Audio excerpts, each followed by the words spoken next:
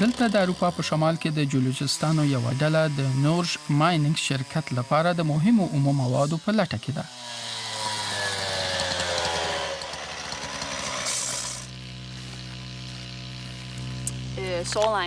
د ارې کرښې سمې دي. دغه اندازه زموږ د پلټنې لپاره ښه ده. هغوی د شرکت د ګډون کوونکو په کمپ کې هر میاشت په سلهاو اکتشافي نمونې تر ارزونې لاندې نیسي.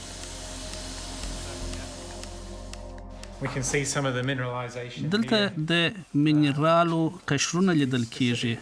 د مرمرو یو څو پټۍ چې ورته اړتیا لرو. هلته ډیر منرال دي چې ښایي تیتان، واندیوم او فوسفات وي. فوسفات د سرې د تولید لپاره یو اساسي خام توکی دی. د وانادیوم سترې زیرمې د برېښنا د لویو بیټریو لپاره کارول کیږي.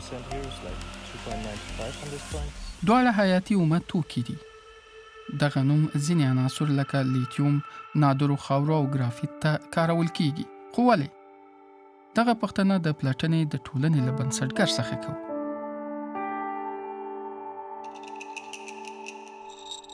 Critical raw materials is a terminology which is basically comes from Europe. د حیاتي اومو موادو اصطلاح په اروپا کې رامنځته شوې ده. نه یوازې اروپایان بلکې ټوله نړۍ ورته اړتیا لري. خو موږ ټول بیا د چین لخوا وارداتو ته اړ یو.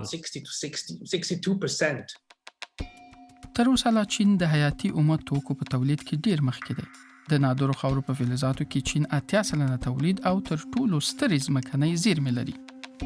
د لیتیوم، کوبالت، نکل او مس په برخه کې چین له نورو هیوادونو څخه د وارداتو ستراتیژیک تړونونه او په دې ډول د یو انحصاري مقام تضمین له ځان سره لري.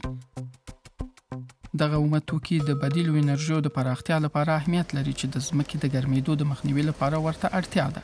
د نړیوالو اقلیمي هدفونو تر سره کول له دې کبله د چین له اومه موادو سره تړلي دي. یو مثال د لیتیوم استخراج دی، لکه دلته په کالیفورنیا کې. لیتیوم د برېښنایي موټرو او نورو بیټریو لپاره پکارېږي. په دې برخه کې هم چین په نړیوال بازار کې غالب دی. برېښنایي موټرونه، بادي او لمریزه انرژي په دغو ټکنالوژیو کې ډیر حیاتي اومه توکي کارول کیږي. تر 2040 کال پورې به د محاسبو له مخې د لیتیوم مصرف 2 برابر زیات شي. د ګرافیت، کوبالت او نکل مصرف هم خورا ډیریږي. د نادرو خاورو مصرف 2 چنده لوړیږي.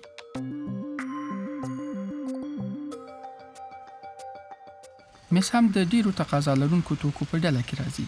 د مسو کیبلونه په زیاتیدونکي ډول د جنراتورونو او برېښنایي موټرو لپاره اړین دي. چین دغه لوري سم اټکل کړی دی، خو اروپا ورسره د سیالۍ هڅه کوي.